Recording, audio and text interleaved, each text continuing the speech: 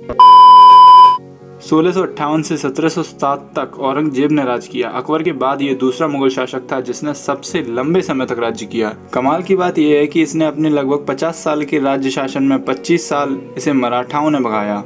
ये कभी उन पर अपना अधिकार नहीं जमा पाया और ना ही कभी उनसे जीत पाया। ये सब तो राज की बातें हैं, ये फिर किसी वीडियो में होंगी, लेकिन कुछ जरूरी बातें इसके जीवन काल की जानना बहुत जरूरी है, जैसे कि इसकी मृत्यु कब हुई। औरंगजेब शाहजहां की 6वीं संतान था। राज करने के लिए उसने अपने भाइयों को मरवा दिया और अपने पिता को जेल में डाल दिया। उनके साथ ऐसा व्यवहार किया जो आप अपने किसी पड़ोसी बुजुर्ग के साथ भी ना करें। औरंगजेब का चरित्र इस लायक नहीं है कि उस पर कोई वीडियो बनाया जाए या फिर उसे किसी किताब में दर्ज किया जाए, लेकिन कुछ लोग उसे एक बहुत अच्छा शासक मानते हैं। उन लोगों को ये वीडियो जरूर देखना चाहिए।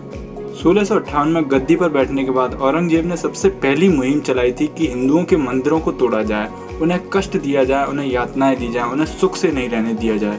उसका ये सपना था कि वो पूरे भारतवर्ष पर राज करे और किसी भी हिंदू को स्वतंत्र जीने का अधिकार छीन ले। औरंगजेब का सपना था कि वो पूरे भारतवर्ष पर राज करे, लेकिन मराठा के सेना के महाराज शिवाजी महाराज ने उसका सपना कभी पूरा ही नहीं होने दिया। फिर एक समय आया कि शिवाजी की मृत्यु हो गई। तब औरंगजेब को लगा कि शायद अब वो मौका है कि वो मराठाओं पर भी राज कर सकता है, लेकिन शिवाजी के बाद उनके पुत्र संभाजी महाराज ने भी उनको राज्य नहीं करने दिया। यानी शिवाजी के बाद संभाजी ने औरंगजेब को इस तरह से भगाया कि वो ये सपना देखना ही भूल गया।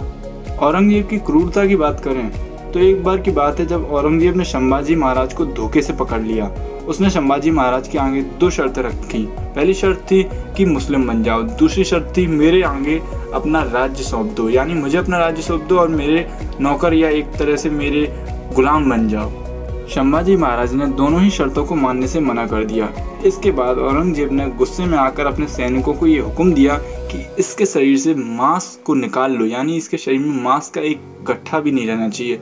नाखून को खींच लो, अलग कर दो, अंगूठे से बिल्कुल खींच के बाहर निकाल लो। अंगूठे काटो, उंगलियां काटो, बाल खींचो, बाल नोचो, तोड़ो, हड्डियां तोड़ दो और इसको इतनी यातनाएं दो, इतनी यातनाएं दो कि ये मेरे सारे अधिकारों को माने और जो मैं कहूँ वो करे। संभाजी महाराज इतनी यातनाएं सहने के बाद मर गए, लेकिन उन्होंने कभी भी औरंगजेब की अधीनता को स्वीकार नहीं किया और ये आखिरी कांड था जो औरंगजेब ने अपना दर्शाया था। इसके बाद सभी हिंदू राजा खड़े हुए और औरंगजेब का पूरे भारत पर राज करने के सपने का पतन होने लगा। वो धीरे धीरे गिरने लगा और यहीं से मुगल शासक खत्म होने लगा, उसकी नींव को तोड़ा जाने लगा। औरंगजेब ने अपने पिता को जेल में बंद कर रखा था। तो एक बार की बात है, पिता ने कहा कि मुझे पानी चाहिए। अच्छा, औरंगजेब क्या करता था कि अगर उसने पिता को जेल में रखा है तो वो पिता को एक निश्चित मात्रा में ही पानी और खाना देगा, यानी 1 लीटर पानी देना है तो दिन में 1 लीटर ही देगा, उससे ऊपर नहीं देगा। तो पिता ने उससे पानी मांगा तो सैनिक गया औरंगजेब के पास जाके कहता है कि आपके पिताजी पानी मांग रहे हैं। तो औरंगजेब ने सैनिक से कहा कि भूल जाओ, कोई पानी वानी नहीं मिलेगा। तो सैनिक जब पिता के पास गया तो उसने पिता को बताया, तो पिता कहते हैं कि तुमसे अच्छे तो हिंदू हैं, कम से कम वो अपने मरे हुए पितरों को पानी देते हैं और तुम तो जिंदा में ही नहीं पूछते। औरंगजेब के अंतिम समय में दक्षिण में मराठाओं का जोर बहुत बढ़ चुका था। उन्हें दबाने में शाही सेना को सफलता नहीं मिल रही थी। इसीलिए 1683 में औरंगजेब स्वयं अपनी सेना को लेकर दक्षिण गया। उसने अपने शासन के अंतिम 25 वर्ष सिर्फ इसी अभियान में लगाए कि वो मराठा को कैसे भी हरा दे। 50 वर्ष तक शासन करने के बाद 3 मार्च 1707 को औरंगजेब अहमदाबाद में खत्म हो गया। वो अपनी मौत मरा और उसे वहीं दफना दिया गया।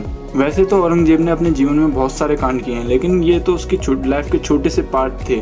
उसने इतने क्रूर चीज़ें की हैं जो आपको सुननी चाहिए, लेकिन इस वीडियो में सिर्फ इतना ही। आप चैनल को सब्सक्राइब कीजिएगा तो मैं आगे और वीडियो बनाऊंगा औरंगजेब के बारे में। औरंगजेब काफ़ी ज़्यादा क्रूर राजा था, इस बात को कभी भूलिएगा मत। उसे अपना धर्म शासक कभी मत मानिएगा।